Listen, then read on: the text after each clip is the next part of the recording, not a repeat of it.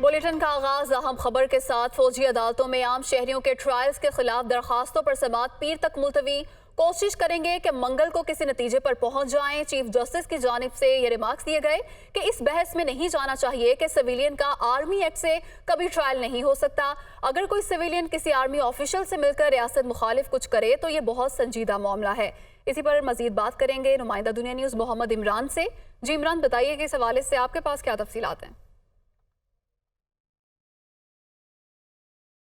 Supreme court में फ़ौजी अदालतों में सिविलियन के ट्रायल के ख़िलाफ़ दरख्वास्तों पर समाअत अब पीर तक मुलतवी कर दी गई है।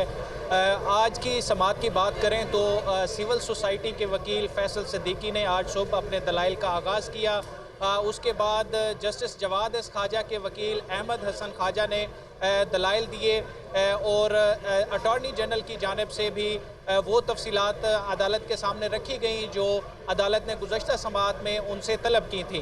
ख़ास तौर पे अटॉर्नी जनरल की जानिब से ये बताया गया कि 102 अफराद इस वक्त मिलिट्री कस्टडी में हैं, जबकि जो पंजाब और सिंध में मुख्तलिफ़ गिरफ़्तारियाँ हुई हैं MPO के तहत और 780A के मुकदमात हैं, उनकी तफसीलात भी अटॉर्नी जनरल की जानिब से अदालत के सामने रखी गई। चीफ जस्टिस उमर अता बंदियाल की जानिब से ख़ास तौर पर वकला और सहाफ़ियों के हवाले से सवाल किया गया और पूछा गया कि क्या कोई वकील या सहाफ़ी इस वक्त कस्टडी में तो नहीं है। तो अटॉर्नी जनरल की जानिब से ये बताया गया कि अभी तक की पॉलिसी यही है कि किसी वकील या सहाफ़ी को गिरफ़्तार नहीं किया जाएगा और इस वक्त ना तो सिविल और ना ही मिलिट्री की कस्टडी में कोई सहाफ़ी है।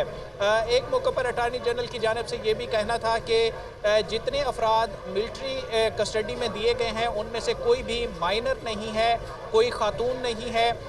एक ऐसा लड़का जिसकी उम्र के बारे में डाउट था कि वो 18 साल से कम हो सकता है तो उसका अब टेस्ट कराया जा रहा है। अगर किसी भी सूरत में उसकी उम्र 18 साल से कम होती है तो उसको मिलिट्री ट्रायल उसका नहीं किया जाएगा और उसकी कस्टडी वापस की जाएगी। इससे पहले अगर बात करें जो जस्टिस जवाद एस ख्वाजा के वकील थे अहमद हुसैन ख्वाजा, उनके दलाइल की तो उन्होंने प्योरली इंसानी हकूक़ की बात की। बुनियादी पीर को होगी। मोहम्मद इमरान, बहुत शुक्रिया, आपने तफसीलात से आगाह किया। वज़ीर दाखिला का कहना है कि कानून बनने से पहले स्टे देने का इख्तियार नहीं, नाइंसाफ़ी पर मबनी फैसलों पर अमल दरामद नहीं हो सकता। 9 रुकनी बेंच को 3 सीनियर जजेस की कमेटी ने नहीं बनाया। 9 मई के वाक़यात में मुलविस टोले को इंसाफ के कटहरे में लाया जाएगा, वो कौमी असम्बली में इजहार ख्याल कर रहे थे। Procedure act regarding supreme court, उन्होंने कहा कि उस कानून के पास होने के बाद इस अदालत का जो है ये फ़र्ज़ है, ये हल्फ है कि ये आइन और कानून के मुताबिक जो है वो फैसले करेगी। कानून ये कहता है कि बेंच जो है वो 3 सीनियर मेंबर्स की कमेटी जो है वो बनाएगी और वो कमेटी जो है वो जो बेंच बनाएगी वो बेंच जो है वो आईनी और कानूनी तौर पे दुरुस्त होगा। इसी कानून को सस्पेंड करना या स्टे करना जो है वो अदालत का इख्तियार नहीं है। अगर इंसाफ की बुनियाद पे वो फैसले जो है वो ना हो रहे हों तो फिर जो है वो उन फैसलों की ना तो कोई ताकत होती है और ना ही जो है वो उनके ऊपर अमल होता है। मुझे अफसोस से ये कहना पड़ रहा है कि 14 मई को पंजाब में इलेक्शन करवाने के फैसले के ऊपर अमल नहीं हो सका। अगर फैसले जो है वो इंसाफ पे मबनी ना हो, इंसाफ के साथ होते नजर ना आ रहे हों तो उन फैसलों की कोई वक़्त नहीं होती। कौम जो है वो इस जथे को जिसने 9 मई बपा किया है उसके साथ कोई हमदर्दी नहीं रखती। कौम जो है वो उन्हें इंसाफ के कटहरे में देखना चाहती है। वज़ीर-ए-आज़म के मुआविन ख़ुसूसी अता तारड़ ने कहा है कि मिलिट्री कोर्ट के फैसले के खिलाफ 3 जगह अपील हो सकती है। मर्जी का वकील करने की इजाज़त है, फिर खौफ किस बात का। शरपसंदों ने पाकिस्तान के वक़ार को मजरूह करने की कोशिश की। मिलिट्री कोर्ट से ट्रायल न किया जाए तो फिर किस कोर्ट से किया जाए। कोई नई कानून साजी नहीं, कोई नया एक्ट नहीं बनाया। वो सुप्रीम कोर्ट के बाहर मीडिया से गुफ्तगू कर रहे थे। 9 मई के वाक़यात के हवाले से तमाम तर वो मुल्ज़िमान जिन पर केस बनाए गए हैं जो तफ्तीशी इदारों की तहवील में हैं, जिनके ट्रायल चल रहे हैं, उनके हवाले से ठोस शवाहिद और सबूत मौजूद हैं। इन्होंने पाकिस्तान के वक़ार को मजरूह करने की कोशिश की। अगर मिलिट्री कोर्ट के ज़रिए ट्रायल नहीं किया जाना तो फिर किस कोर्ट के ज़रिए ट्रायल किया जाना है? कि हुकूमत ने कोई नई कानून साजी नहीं की, कोई नया एक्ट नहीं बनाया गया कि कोर्ट कोई किसी और मुल्क का मिलिट्री कोर्ट नहीं है। पाकिस्तान में जो मिलिट्री कोर्ट्स हैं उसके अंदर आपको ये हक़ हासिल है कि आप अपनी मर्ज़ी का वकील करें। आपको ये हक़ हासिल है कि आप मिलिट्री कोर्ट के फ़ैसले के ख़िलाफ़ 3 जगह अपीलें कर सकते हैं। खौफ किस बात का है? मैं इस बात पे मुझे ताज्जुब है, अभी भी 9 मई के वाक़यात में मुलव्विस हैं, उनके लिए एक सॉफ्ट कॉर्नर पाया जा रहा है। वज़ीर आज़म शहबाज शरीफ और चीन के वज़ीर आज़म ली कीचियांग की मुलाकात। वज़ीर आज़म शहबाज शरीफ की चीन के वज़ीर आज़म से मुलाकात और अहम अमूर पर बातचीत और ख़िते की सूरत हाल के हवाले से भी मुख्तलिफ अमूर डिस्कस किए गए हैं। इसी पर बात करेंगे नुमाइंदा जावेद हुसैन से। जी जावेद हुसैन। जी देखें, वज़ीर आज़म जैसे कि फ्रांस के दौरे पर हैं तो इस मौके पर उनकी चीन के वज़ीर आज़म ली कीचियांग की मुलाकात उनसे हुई है और रवां साल मार्च में वज़ारत उज़्मा की जिम्मेदारी संभालने के बाद वज़ीर आज़म की जो चीन के वज़ीर आज़म हैं उनके साथ पहली ये मुलाकात है। और इस हवाले से जो तफसीलात जारी हुई हैं वो उसमें बताया गया है कि इस मुलाकात में सीपैक्स में 2 तरफ़ा ताल्लुकात के तमाम पहलुओं और 2 तरफ़ा मुआशी ताउन पर तफसीली बातचीत हुई। वज़ीर आज़म ने पाकिस्तान की जोग्राफी, सालमियत, खुद मुख्तारी और समाजी और माशी तरक्की के लिए चीन की हमायत का शुक्रिया अदा किया और कश्मीर के मुतनाज़ खिते में G20 का इजलास बुलाने की चीन की तरफ से मुखालिफत के चीन के असूली मौक़िफ़ का भी। जी जावेद हुसैन, वज़ीर आज़म की जर्मन चांसलर से भी मुलाकात हुई, उस हवाले से भी बताइएगा। जी बिल्कुल, इस हवाले से वज़ीर आज़म शहबाज शरीफ के दौरे के दौरान जो है वो जर्मन चांसलर ओलोफ शोल्ज़ से भी मुलाकात हुई है और इस हवाले से जो अलामिया जारी हुआ उसमें बताया गया कि दोनों कायदीन ने नए आलमियाती मुआहदे से मुतालिक जो सूबाई इजलास है उस मौके पर मुलाकात की, जिसमें वज़ीर आज़म ने 163 मिलियन यूरो की मुआशी मावनत की फराहमी पर भी जर्मन हुकूमत का शुक्रिया अदा किया। और बेनज़ीर इनकम सपोर्ट प्रोग्राम के हवाले से वज़ीर आज़म ने कहा कि 27 बिलियन यूरो की इजाफी रकम सैलाब मुतासरीन की मदद और खुराक की फराहमी के लिए इस्तेमाल हुई। और उन्होंने ये भी कहा कि जर्मनी की तरक्की को हमेशा एक मिसाल के तौर पर पेश किया है। जर्मनी ने जिस तरह मेहनत से अपना मकाम बनाया है वो तरक्की पजीर ममालिक के लिए एक उम्दा मिसाल है। इस मौके पर दोनों कायदीन ने पाकिस्तान और जर्मनी में तिजारत। जी जावेद हुसैन, बहुत शुक्रिया, आपने तफसीलन अपडेट किया। साबिक सदर आसिफ अली जरदारी की इकनॉमिक डिप्लोमेसी जारी। आसिफ अली जरदारी आज टेक्सटाइल शोबे से मुंसलिक अफराद से मुलाकात करेंगे। आसिफ जरदारी की एप्टमा क़यादत और मेंबरान से तफसीली मुलाकात होगी। जाहिद आबिद हमारे साथ मौजूद हैं, उनसे मज़ीद मालूमात हासिल करते हैं। जाहिद आबिद, बताएगा इस मुलाकात का मकसद क्या है? इस मुलाकात के हवाले से मज़ीद कुछ इन्फॉर्मेशन शेयर कीजिएगा। जी बिल्कुल, इस वक्त मुल्की मीशत के हवाले से काफ़ी सारे तहफ़्फ़ुज़ात सामने आ रहे हैं जिससे हल करने के लिए सियासी क़यादत और दीगर आला तरीन ओहदों पर जो अफराद हैं उनकी जानब से खासा संजीदगी का मुजाहरा किया जा रहा है। आसिफ अली जरदारी की जानब से चंद रोज़ पहले भी federation Pakistan chamber of commerce के जो क़यादत है उनसे मुलाकात की गई थी। उनके ऑफिस में जाके आसिफ अली जरदारी साबिक सदर जो है उन्होंने मुलाकात की थी और आज all Pakistan textile mills association के दफ्तर में जाकर उनसे मुलाकात करेंगे, क्योंकि टेक्सटाइल सेक्टर सबसे अहम ख्याल किया जाता है और इनके जो तहफ़्फ़ुज़ात हैं और जो इस वक्त हालात चल रहे हैं उस पर इनकी राय लेना और फिर उसके मुताबिक हुकूमती पॉलिसी बनाने के लिए तमाम तरह इक़दाम किए जा रहे हैं और सरमायाकारों को ये एतमाद देने की कोशिश की जा रही है कि आने वाले दिनों में उनके लिए बेहतर इक़दाम हो सकेंगे। तो आज ठीक है, आपने अपडेट किया, आपका बहुत शुक्रिया। कौमी असम्बली का इजलास जारी है, ख्वाजा आसिफ इजहार ख्याल कर रहे हैं। एज वी स्पीक वही सिलसिला सारे हिंदुस्तान में जारी है। मुसलमान, क्रिश्चियंस और दूसरी जो अक़लियतें हैं वो मोदी की दहशतगर्दी का टारगेट बनी हुई हैं और मोदी की दहशतगर्दी का टारगेट जो है वो बदस्तूर जो है एक फेडरल हुकूमत जो है दिल्ली की, जिसके सरपरस्ती और जिनकी एक किस्म की वो स्टेटेड पॉलिसी बन गई है। कश्मीर में साल गुजर गए हैं कि वहां के लोग जो है एक अनडिक्लेयर्ड जो है एक कर्फ्यू या अनडिक्लेयर्ड जो है एक किस्म की ऐसी रिस्ट्रिक्शंस जो हैं जो इंसानी हकूक की सरीहन खिलाफ वर्जी हैं उनके तले रह रहे हैं वहां पे। और वहां की जो लीडरशिप है कश्मीर की وہ نہ صرف سال بلکہ دہائیوں سے قید میں اس وقت اپنی زندگیاں گزار رہی ہے.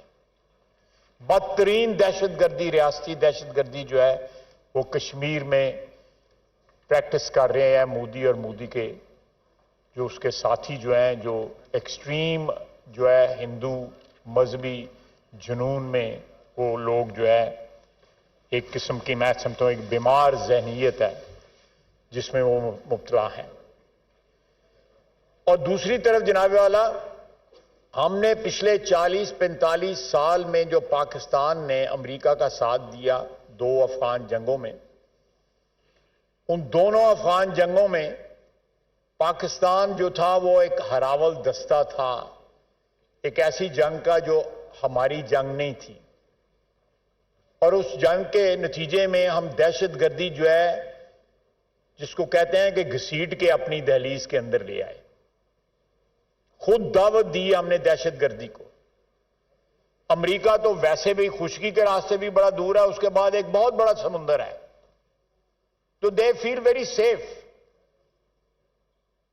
ان کے لیے جنگیں جو ہیں وہ کمرشل جو ہے انویسٹمنٹ ہوتی ہے. جناب والا، آج بھی جو یورپ کے اندر جو جنگ جاری ہے اس کا بھی کوئی جو حلیہ ہے یا حدود ضربہ ہے اس جنگ کا، وہ بھی اسی طرح کا ہے. سارا یورپ جو ہے وہ ڈیٹ ریڈن ہے، تمام اکانومیز ڈیٹ ریڈن ہے. And ultimately who's benefiting? جو وہاں پہ ملٹری انڈسٹریل کمپلیکس ہے ان کا وہ بینیفٹ کر رہا ہے. ہماری پہلے بھی جو پالیسی تھی جو وہ بھی فلاڈ تھی. ہم نے جو 9/11 کے بعد بھی ان کے اتحادی بنے. آج جو دہشت گردی پاکستان کے خلاف ہو رہی ہے یہ اسی جنگ کا شاخسانہ ہے. یہ لوگ جو ہماری دھرتی کے اوپر ہماری سرزمین پہ دہشت گردی کر رہے ہیں، چاہے وہ یہاں پہ ہیں چاہے بارڈر کے پار آ رہے ہیں، وہ اسی جنگ کا شاخسانہ ہے. اور آج بھی پاکستانی قوم جو ہے اس حلیف ہونے کا جو ہے ایک جرمانہ بھگت رہی ہے، یا ایک جو ہے وہ اس کا قیمت ادا کر رہی ہے جو ہم نے 2 جنگوں میں افغانستان میں جو ہے. اور اس کی کوئی اکنالجمنٹ نہیں ہے، کوئی اکنالجمنٹ نہیں ہے. بلکہ کل رات جو دیا وہاں پہ جو یہ سٹیٹمنٹ آئی ہے جو آج صبح پبلش ہوئی ہے، وہ سٹیٹمنٹ جو ہے میں سمجھتا ہوں کہ ایک بہت بڑی شرمساری کا باعث ہے پاکستانی قوم کے لیے اور ان حکومتوں کے لیے جو اس وقت برسر اقتدار تھیں 80 کی دہائی میں بھی، اور جو پہلی دہائی اس صدی کی تھی اس میں بھی جو برسر اقتدار تھی. جنرل مشرف نے جو فیصلہ کیا، ہم نے بندے بیچے ان کے آگے، اور اس کا نتیجہ یہ نکلا ہے کہ پریزیڈنٹ بائیڈن اور جو بچر آف گجرات ہے ان کی جو جوائنٹ کمیونیکے آیا ہے اس میں پاکستان کو ایکیوز کیا گیا ہے دہشت گردی کا.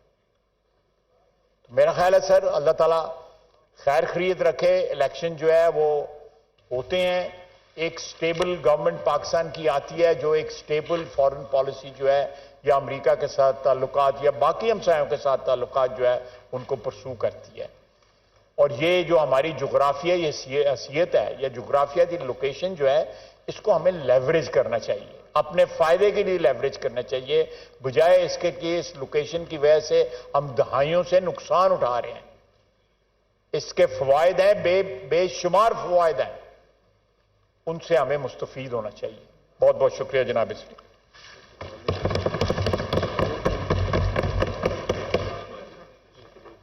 آنریبل بلاول بھٹو زرداری صاحب.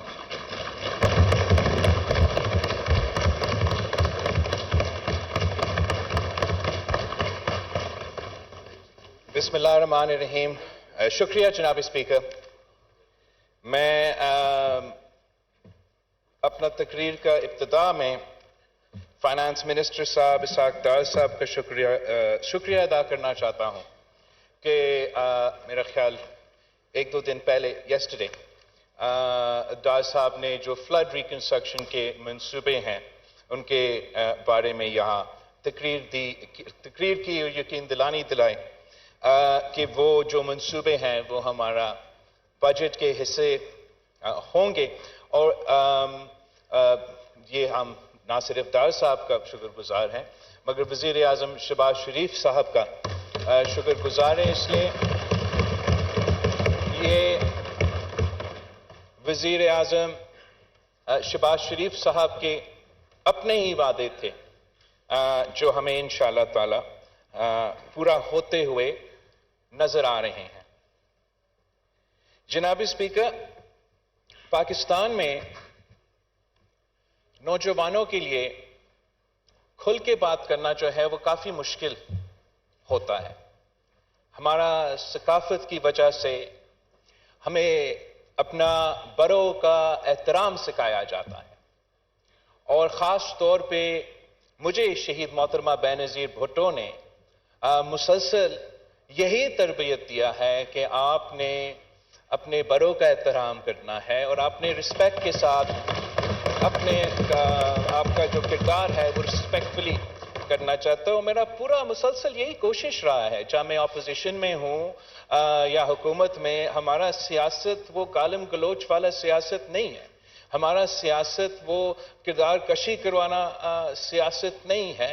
Opposition for the opposition sakes کا سیاست نہ کل رہا ہے، نہ آج ہے، اور نہ ہی انشاءاللہ تعالی آگے جا کے ہمارا سیاست ہمیشہ وہ ایک پازیٹیو انداز میں میرا کوشش ہوگا کہ سیاست کیا جائے تاکہ ہم اس ملک کی جو مسائل ہیں ان کے حل کی طرف بھر سکیں، مگر ان مسائل کا حل نکالنے کے لیے وہ مسائل کا صحیح نشاندہی بھی ضروری ہے، اور صحیح دہی کے لیے جو ہے آپ کو we have to be able to recognize the problems in order to address those problems. تو going back to my first point کہ نوجوانوں کے لیے کھل کے بات کرنا جو ہے وہ کافی مشکل ہوتا ہے، وہ خاص طور پہ اس صورت میں جہاں میرا اتحادی باقی سب کے لیے تو ڈار صاحب ہے، یہ تو میرا انکل ڈار صاحب ہے، اور میں تو ڈار صاحب کو آج سے نہیں تو بچپن سے جانتا ہوں، اور شاید سب کو یہ نہ معلوم ہو مگر ڈار صاحب کا جو کردار ہے خاص طور پہ چارٹر آف ڈیموکریسی کی ابتدائی کے دنوں میں جب ڈار صاحب اور شہید محترمہ بینظیر بھٹو کی ملاقات دبئی میں ہوا تھا، اور وہاں یہ کنورسیشن ایک